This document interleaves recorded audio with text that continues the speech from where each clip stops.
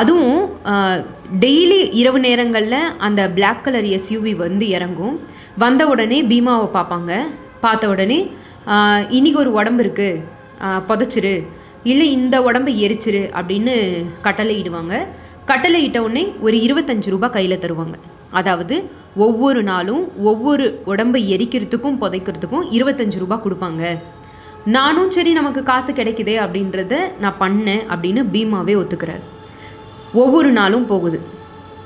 1 உடல், 2 உடல், 3 உடல்னு தினம் தினம் 1லேருந்து 10 உடல்கள் அதிகமாகுது. பீமா கிட்ட தொடர்ந்து அந்த பிளாக் எஸ்யூவி கார் வந்துக்கிட்டே இருக்குது. இவரும் அந்த வேலையை தொடர்ந்து பண்ணிக்கிட்டே இருக்கார். குறிப்பாக இந்த தர்மஸ்தலா மஞ்சுநாதர் கோவிலை சுற்றி இருக்க காடுகளில் தான் அந்த பிளாக் கலர் எஸ்யூவியில் வரக்கூடிய ஆட்கள் கை காட்டுவாங்களாமா.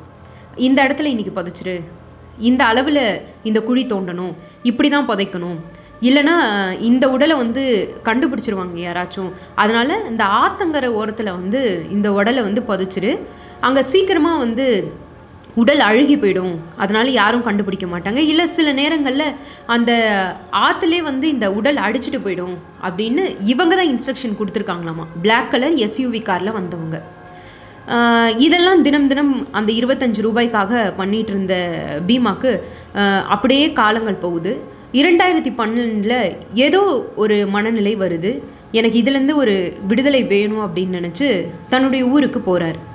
ஊருக்கு போன அந்த இரவே திரும்பவும் பீமாவுக்கு ஒரு ஃபோன் கால் வருது 2012.